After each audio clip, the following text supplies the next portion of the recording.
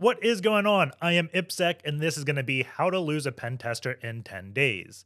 If you came for the memes based upon the title of this talk, sadly, there are none. Our graphics department does too good of a job with these slide decks. It felt like a crime to put memes on it.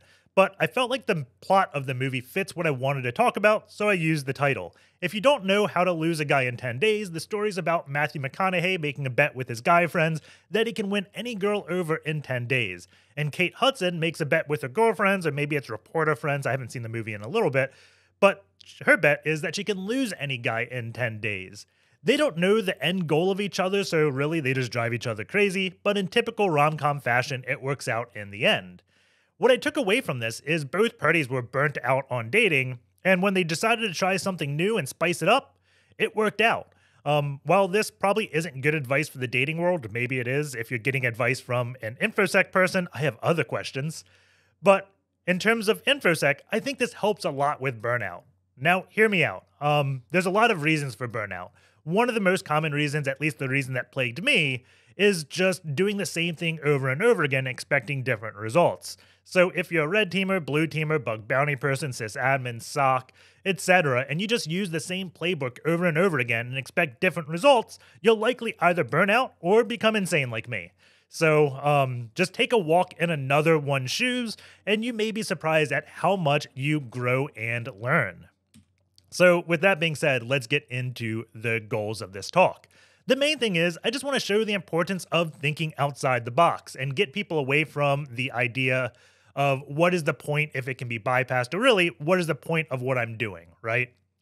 And I also want to build blue team motivation by redefining how to find value in what you do. Those small 1-hour side projects eventually pay off huge. Detections are a lot like the lottery, right? If you just play the lottery once, chances are you won't win. If you play the lottery a lot, chances are you won't win, but maybe you will. Your chances are better than if you just played once, right? And I see a lot of red teamers laugh at like Yara rules often that blue teamers create because most Yara rules can be easily bypassed. However, it's not about bypassing one Yara rule. I mean, the blue teamer played the lottery 1,000 times. Bypassing all of them becomes different. It's a lot like the question, would you rather fight a 1 horse-sized duck, which is in the case of EDR, I guess, in this, or 100 duck-sized horses, which could be Yara rules? It sucks fighting both of them, depending on how good the horse-sized duck is, I guess. But the mindset is there's strength in numbers. And the last thing I just want to do is kind of help shape the attacker mindset. So they learn a lot about these defensive things you can do, so they bring as much value as they can to an organization in that small time span they're working with them. But before we get into this talk or too far into it, I want to come clean so you can decide if you want to trust the words coming out of my mouth or not. I was a blue teamer for the better part of a decade. I kind of have a bit of an identity crisis. I don't know what to consider myself. Blue, red, sysadmin, attacker, trainer. I don't know. But as a blue teamer, I cut corners. It shouldn't come as a surprise because, I mean, most people know me. I cut corners all the time. But I used to too, right? For example, there were many rules that were enforced by the firewall and policy that said you can't access production from home. That doesn't mean the sysadmin weren't accessing production from home because the development environment could access prod remotely, and admins would typically just SSH into dev, establish tunnels to prod so they could work from home before it was a thing back in like early 2010s. It's not right, but I mean, it just happens. A lot of security is just checking a box saying it's risk accepted or mitigated, and you give some BS reason to why that risk doesn't apply to your organization. It wasn't until I started attacking systems that I really started valuing those silly hardening things, right? My mindset was always, we can't be hacked. It wasn't, we just have to stop some attacks that it is nowadays. Attackers aren't going to evade every defensive notification event. Anyone that says they can execute code or bypass CrowdStrike is just saying they can get their implant calling back. It doesn't mean CrowdStrike isn't telling the defenders, hey, something fishy is going on, you should look at it, right? Anything can be bypassed. But covert doesn't mean surreptitious. And this is a terminology I learned when I was trying to go more into the physical pen testing thing and breaking into buildings, because locks were around for like 4,000 to 6,000 years. So like their terminology and stuff, InfoSec is really just catching up on it. Here's a talk that really inspired me from early 2009, or maybe it's late 2009. It's Black Hat USA. But It talks about how many instructors and speakers portray many techniques in a manner that people to believe they cannot be detected. And that's the whole idea behind surreptitious and covert, right? Covert entry means it's non-destructive, does not leave obvious forensic evidence that can be discovered by regular users, but a qualified forensic investigator can identify covert entry. Surreptitious entry means qualified investigators may not be able to identify it, right? Many people don't think or don't know that if you pick a lock and look at the pins under a microscope, you can easily identify that lock was picked. So that would be an example of covert entry. If you just pick a lock to a door, open the door, walk in, covert. It's not surreptitious because an investigator can find out. If you wanted to go in surreptitious territory, let's say that door had a magnet lock on it and you walked in once upon a time, put a piece of tape over the magnet to weaken the magnetic pull, and then before opening that door, you found out where the door sensor was, put magnets on that door so the door sensors thought the door was closed when it was really open. That would go into surreptitious entry, right? And I say this is akin to InfoSec because if you have an unhardened system, almost any attack is going to be surreptitious, right? It's once you start putting those hardening things in to stop things or create alerts that many attacks leave the surreptitious world and move to covert. So that's what stop some attacks means in my mind, right? So we got group policy FIPS mode. I know a lot of people are like, wait, what? He's talking about FIPS? There's no way this can provide any benefit to security at all because FIPS just blocks crypto things, right? No one does these attacks like crime or breach or those big name crypto vulnerabilities. But I was surprised when I was pen testing a bank that had this enabled and it blocked a lot of my tunneling tools because my tools love living off the land using like the internal Windows functionality. I want to say like system function 32 or something, whatever XOR is.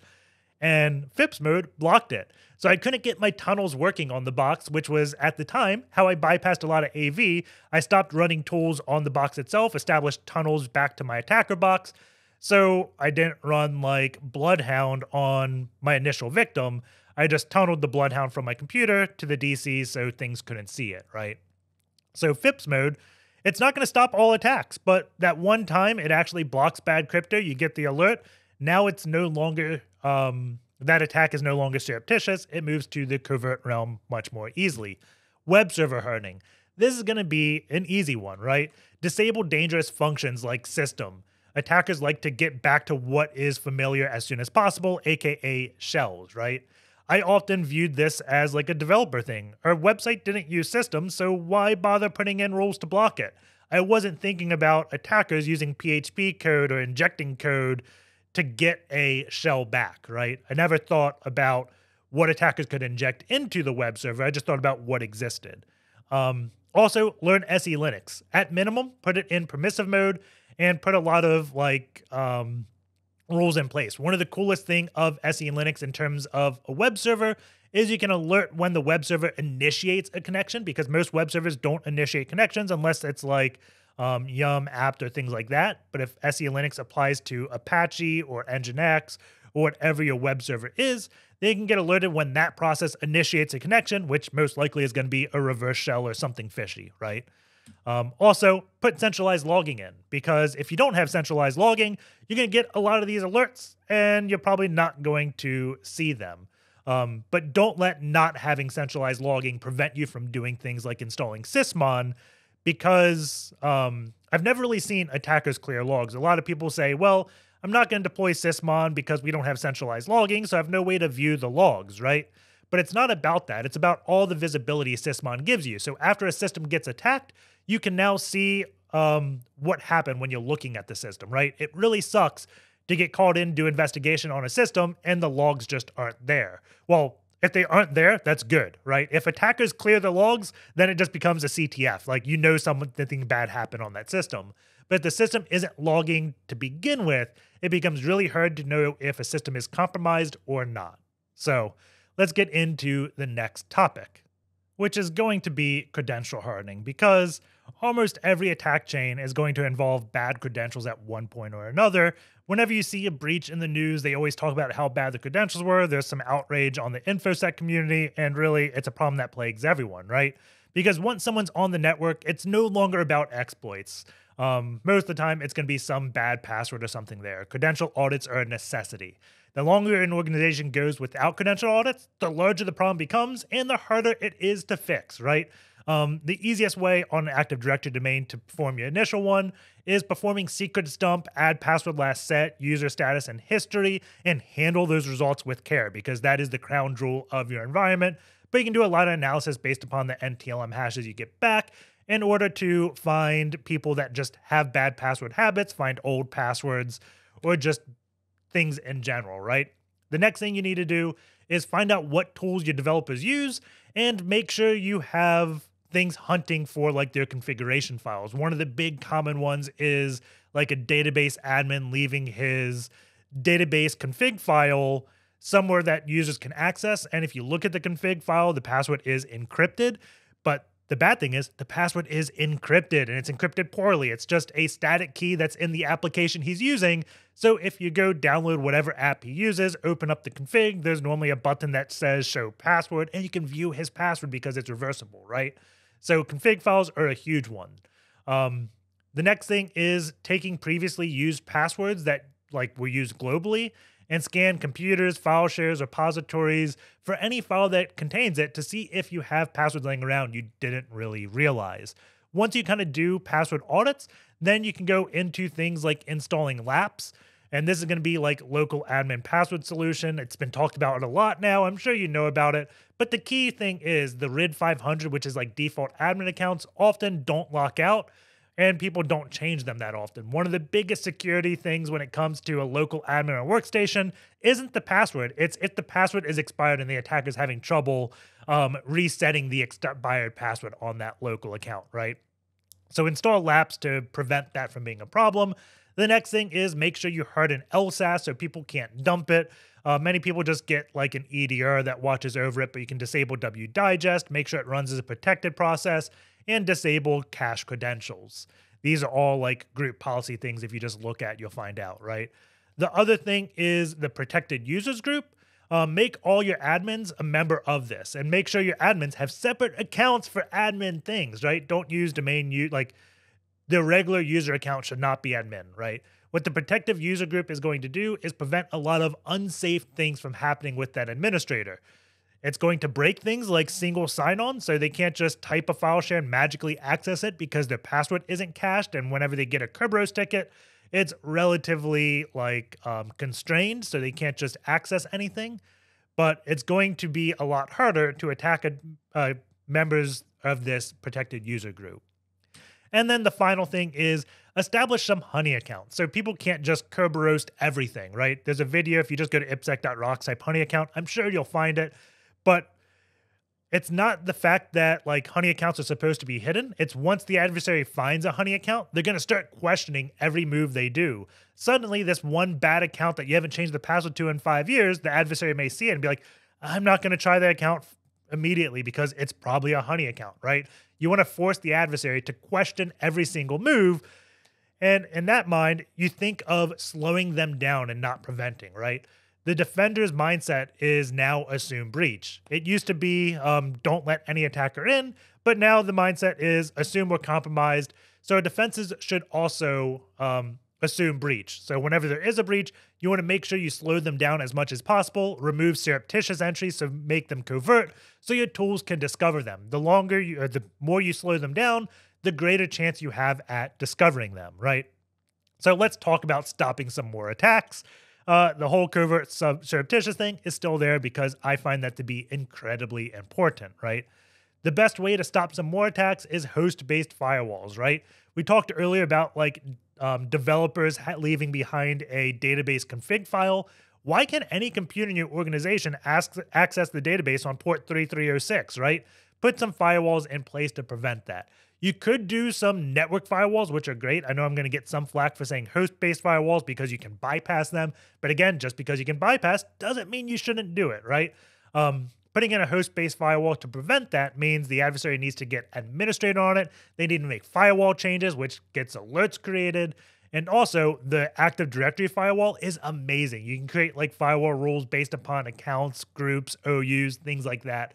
So don't sleep on host-based firewalls. Once you start using them, you'll realize how powerful they are over your typical just like Palo Alto or Cisco. It's not ASA anymore, is it? Whatever fancy firewall you want to use. Like host-based firewalls are great.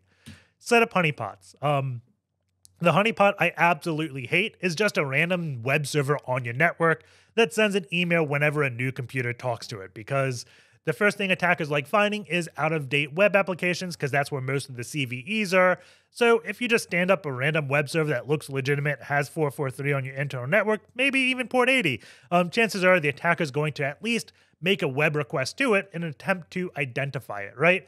So that honeypot will discover that. It'll discover Nmap being ran, which attackers really don't do all that often.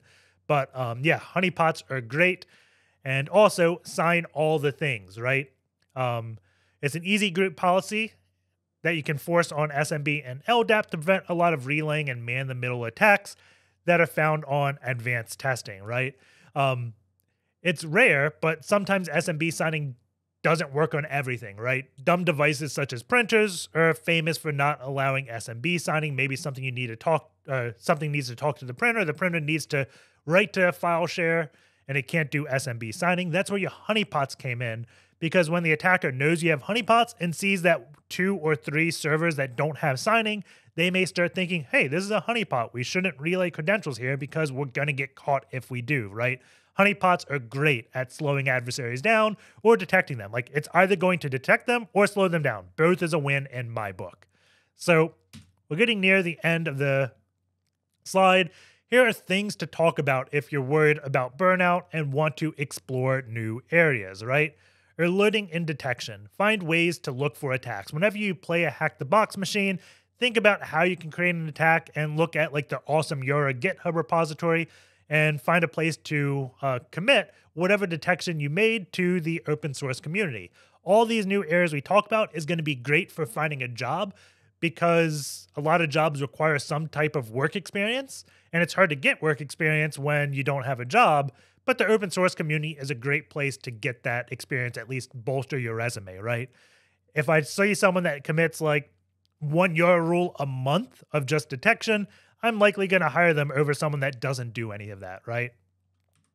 Segmenting networks. We talked about the host firewalls, right? Most people think of firewalls as inbound only. Learn how to configure outbound rules so attackers no longer just say, hey, I'm going to get on this box and now SSH here.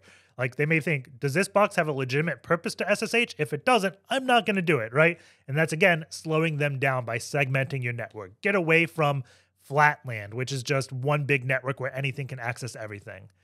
Another good technique or technology is web logging, or just advanced web logging.